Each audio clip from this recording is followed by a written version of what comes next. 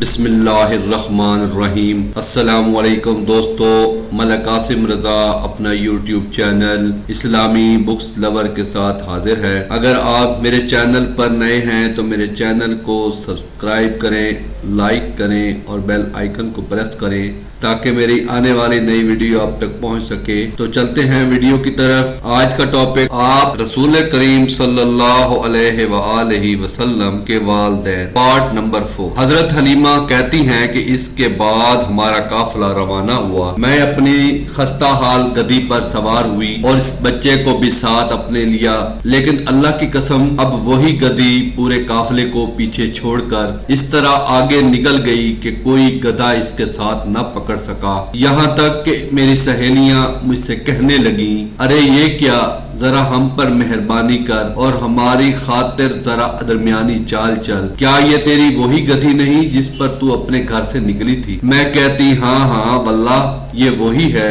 وہ کہتی لیکن اب تو اس کی حالت ہی کچھ اور ہے، یہ بالکل بدلی ہوئی ہے، انہیں کیا خبر، سواری تو نہیں، سوار بدل گیا ہے، اب وہی گدھی بھاگ رہی ہے۔ وہ کہتی اس کا یقیناً کوئی خاص معاملہ ہے۔ اس کے بعد ہم بنی سعد کے علاقے میں اپنے گھروں کو واپس آ گئے اور میں اس روح زمین پر کسی ایسے علاقے کو نہیں جانتی ہوں جو اس سے زیادہ قحط زدہ اور تباہ حال ہو، لیکن جب میں آپ صلی اللہ علیہ وآلہ وسلم کو لے کر وہاں گئی تو حالت یہ ہو گئی تھی کہ جب شام کو میری بکریاں چراگاہ سے واپس آتی تو دودھ سے لبالب بھری ہوتی، ہم ان کا دودھ دوتے اور خوب پیتے، جبکہ دوسرے لوگوں کا یہ حال تھا کہ کسی کی بکری میں ایک قطرہ بھی دودھ کا نہ ہوتا اور وہ بلکہ سوکھے تھنوں کے ساتھ واپس آتی۔ جو لوگ ہمارے قریب رہتے تھے وہ بکریاں چرانے والوں کو ڈھونڈتے اور کہتے تم بھی اپنی بکریاں اس جگہ چرانے کے لیے چھوڑو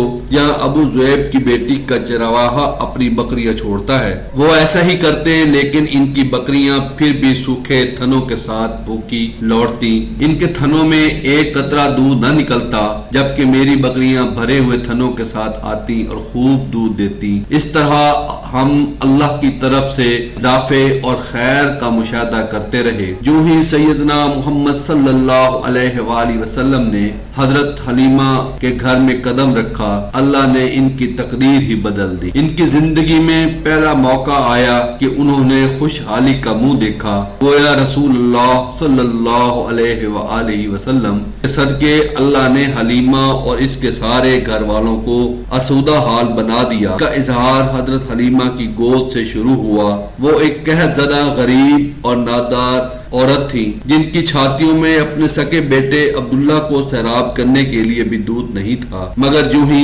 اللہ نے آپ صلی اللہ علیہ وآلہ وسلم کو گود لیا تو دودھ کے چشمے ابل پڑے۔ ان کا بیٹا بھی خوب پیٹ بھر کر چین کی نیند سونے لگا۔ وہ گدی جو چلنے اور قافلے کا ساتھ دینے سے عاجز تھی وہ اچانک توانا اور تیز رفتار ہو گئی اور سوکھی اونٹنی پر بھی جوبن آ گیا، اس کے تھن بھی دودھ سے لبریز ہو گئے اور وہ پورے گھرانے کی ضرورت پوری کرنے لگی، حال ہاں کہ پہلے چند قطرے دودھ دیتی تھی اور سب گھر والے بھوکے رہتے تھے۔ اس طرح بنو سعد حلیمہ کی جو کھیتیاں سوکھ گئی تھیں دوبارہ ہری بھری ہو گئیں۔ پہلے ہی روز جب حضرت حلیمہ نے آپ صلی اللہ علیہ وآلہ وسلم کو گود میں لیا تو آپ نے صرف دائیں طرف کا دودھ نوش فرمایا۔ حلیمہ سر توڑ کوشش کرتی رہی کہ دوسرے طرف کا دودھ بھی پلائیں، مگر جب آپ صلی اللہ علیہ وآلہ وسلم نے دوسری طرف یعنی بائیں پستان کو منہ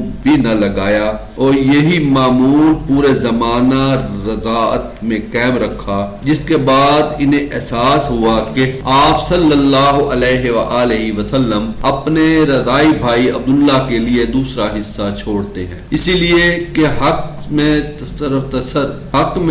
تصرف پسند نہیں فرماتے۔ حلیمہ سعدیہ نے آپ صلی اللہ علیہ وآلہ وسلم کی 2 سال تک خوب دل و جان سے خدمت کی، دودھ پلایا، محبت اور پیار سے پالا، ماں کی کمی محسوس نہ ہونے دی، یہاں تک کہ آپ صلی اللہ علیہ وآلہ وسلم کے 2 سال پورے ہو گئے اور دودھ پینے کی مدت ختم ہو گئی۔ حضرت حلیمہ رضی اللہ تعالی عنہ فرماتی ہیں کہ یہ بچہ دوسرے بچوں کے مقابلے میں اس طرح بڑھ رہا تھا کہ 2 سال پورے ہوتے ہوتے خوب تندرست اور توانا ہو گیا۔ اس کے بعد ہم محمد صلی اللہ علیہ وآلہ وسلم کو لے کر ان کے والدہ کے پاس آئے۔ چونکہ اس عرصے میں ہم ان کے فیوز و برکات دیکھ چکے تھے، اس لیے ہماری خواہش تھی کہ محمد صلی اللہ علیہ وآلہ وسلم کو کچھ عرصہ مزید اپنے پاس رکھیں۔ میں نے اس سلسلے میں ان کی والدہ سے بات کی اور ان سے کہا